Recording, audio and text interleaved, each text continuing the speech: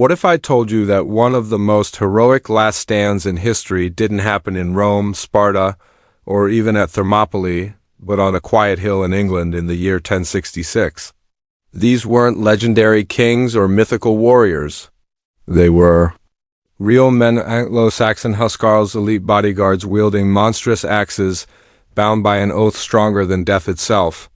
When England faced invasion from two sides, they didn't run. When their king fell, they didn't retreat. They stood outnumbered, exhausted, and surrounded, facing a new era with nothing but iron and loyalty. This is not just a story of battle, it's the final breath of a dying kingdom, and the warriors who refused to let it fall without a fight. What really happened at the Battle of Hastings? And who were these men that became legends without ever writing a word? Stay with me, because once you hear this, you'll never forget them. They were not just soldiers. They were the steel nerve of kings, the loyal shadow at a monarch's side. When the chaos of early medieval England shook thrones and shattered loyalties, one name stood tall: the Huscarls. But before they formed the backbone of Anglo-Saxon military might, their story began elsewhere across the stormy North Sea. In the brutal world of Viking warfare. In the early 11th century, a new ruler emerged in England, King Canute the Great, a Danish conqueror who would forge a North Sea empire. He didn't just seize England by the sword, he reshaped it. And one of his most brilliant innovations was the introduction of a personal guard inspired by Norse tradition, the Huscarls. These warriors weren't merely bodyguards, they were the king's iron will, his deadly enforcers, and the embodiment of elite military discipline. The word Huscarl, or housecarl, literally means houseman, a warrior sworn to serve a noble household, especially the king's. But these weren't your average foot soldiers. Recruited from the hardened Viking lands of Scandinavia and from loyal Anglo-Danes in England, Huscarls were battle-hardened professionals. They didn't farm, they didn't craft. They trained, fought, and bled for their liege. And they were paid handsomely for it. Unlike the untrained furred common men, summoned in times of war, the Huscarls were permanent soldiers. This made them one of the first standing military forces in English history. Their loyalty wasn't based on fear, but on a powerful code of honor. To abandon the king in battle was unthinkable. Death beside him was expected. Glory came not from living, but from serving with unwavering devotion. King Canute knew this loyalty was priceless. He granted his Huscarls land, wealth, and status. In return, they gave him absolute allegiance. Wherever he traveled, in court, in the field, or across his vast realm, Huscarls marched beside him, clad in mail, armed to the teeth and ready to kill or die on command. When Canute died, the tradition he started didn't fade. His successors, especially Edward the Confessor and later Harold Godwinson, retained the Huscarls as their royal bodyguards. Over time, these warriors evolved from foreign imports into a core pillar of Anglo-Saxon power. They weren't just soldiers anymore, they were symbols of royal authority. Feared by enemies and respected by common folk. Their presence altered the structure of medieval warfare. Battles in this era weren't fought by standing armies, but by hastily gathered militias. The Huscarls changed that. Their discipline and professionalism gave kings a reliable core force they could trust in any crisis. When they stood in a shield wall, they didn't break. When they charged, enemies fell. They were the iron heart of Anglo-Saxon resistance. Their weapon of choice said everything about them: the Dane axe. A massive two-handed weapon, taller than a man's shoulder, with a blade that could cleave through mail and bone alike. It wasn't just a tool of war, it was a message. The Huscarls were not there to intimidate. They were there to kill. As the 11th century progressed, these warriors became more than just protectors of kings. They became the last hope of a fading era. England stood at a crossroads. Pressures from Normandy, internal power struggles, and shifting loyalties put the entire kingdom on edge. Yet through it all, the Huscarls remained constant.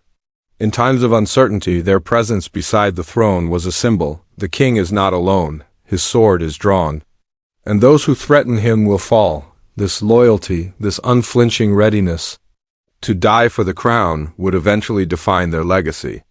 They didn't write books, They didn't leave monuments. But in the most critical battles of England's history, they left something else, a trail of blood, honor, and unmatched courage. And as the storm of 1066 began to form, with foreign invaders on the horizon and civil war tearing at the realm, the Huscarls would once again take their place in history not as faceless warriors, but as the last guardians of a dying kingdom. What they did in the final days of Anglo-Saxon rule would echo through the centuries. But to understand their fall, we must first know their glory, and their glory began not in a palace, but in the fire and steel of Viking conquest. They lived not by the plow, but by the blade. While others prayed or farmed, the Huscarls trained. Every day they honed the skills that made them deadly. For the Anglo-Saxon king, they were more than muscle. They were the first line of defense, the last to retreat, and the fiercest force in his command. But what was life really like for these elite warriors when they weren't fighting on blood-soaked fields? To be a Huscarl was to live with discipline. Unlike the common militia, these men were professional soldiers on duty year-round. They lived close to their lord sometimes, even within royal or noble estates, and were housed, armed, and fed by the crown. In return, they gave everything. Their time, their loyalty, and if needed, their lives. They weren't bound by oaths. Of feudal landholding alone, they swore personal loyalty to the king himself. Breaking that bond was not just treason. It was a disgrace that would follow a man to his grave. Their gear spoke volumes. Chainmail hauberks protected their bodies. Iron helmets covered their heads.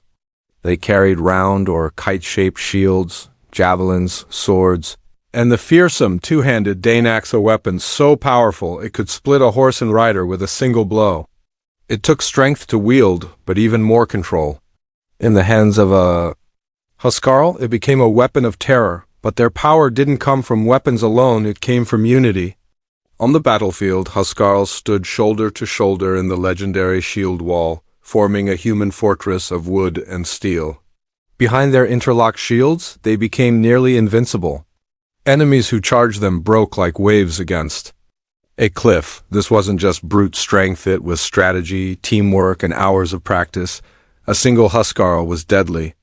A company of Huscarls was unstoppable. Their loyalty wasn't just to the king's crown, it was to the man himself. Huscarls were expected to die with their lord rather than abandon him. It was an unspoken code etched deeper than any law. And time again they proved it. They didn't run when the tide turned. They stood, even when outnumbered. Even when hope was gone, but their lives were all war. When not campaigning, Huscarls served as royal guards, administrators, and enforcers of justice. They kept order in courts, delivered the king's commands, and even advised in military matters. Many received land grants, lived in manorial estates, and wielded influence far beyond their numbers.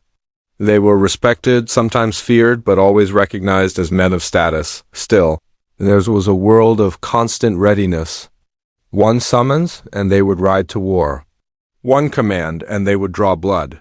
There was no retirement plan for a Huscarl. Their duty ended only in death or in glory.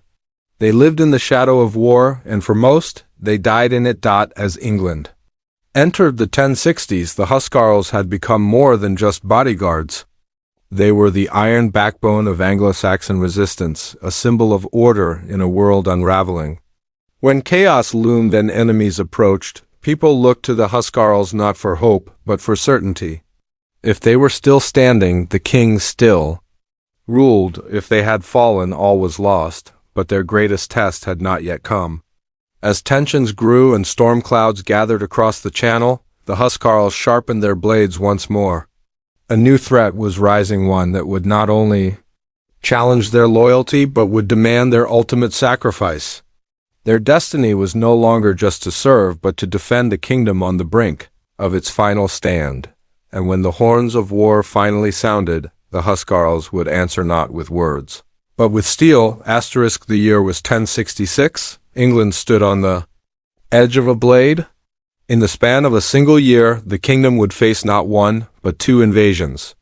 And at the heart of the chaos, always ready, always loyal, stood the Huscarls, When King Edward the Confessor died in January, he left no clear heir. The throne passed to Harold Godwinson, England's most powerful noble and a seasoned warrior. The Huscarls, many of whom had served Edward, now pledged their loyalty to Harold. But that oath would be tested like never before. To the north, Harald Hardrada, the feared king of Norway, laid claim to the English throne.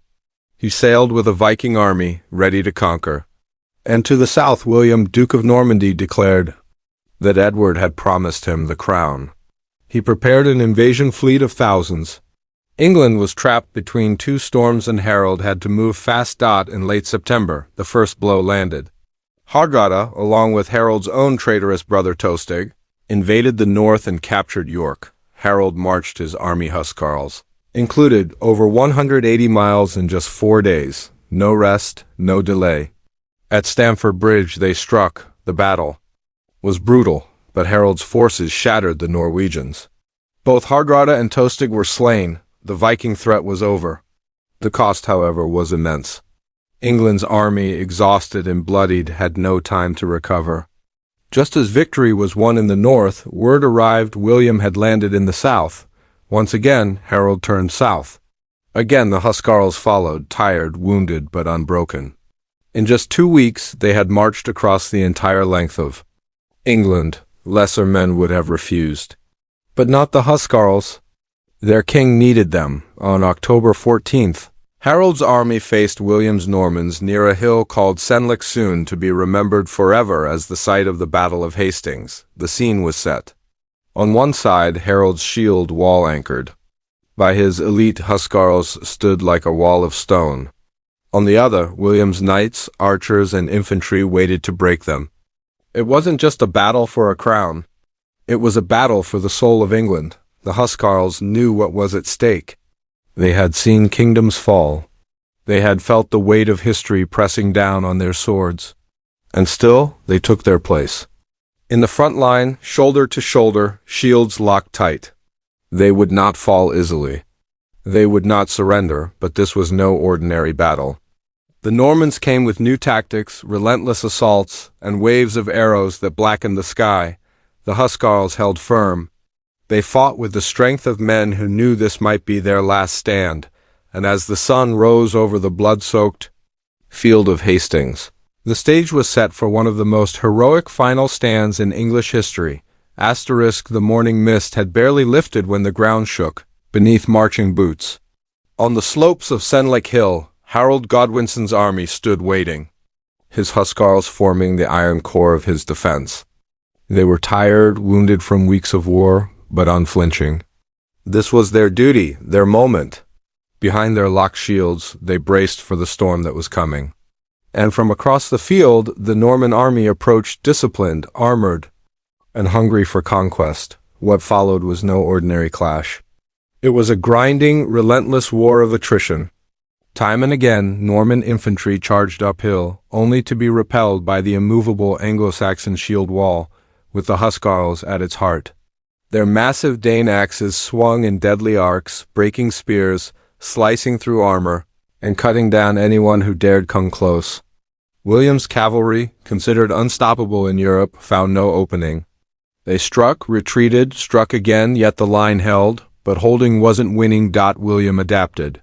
He ordered feigned retreats, tricking sections of the English line into breaking formation. Some inexperienced firesmen took the bait, chasing the retreating Normans down the slope, only to be surrounded and slaughtered.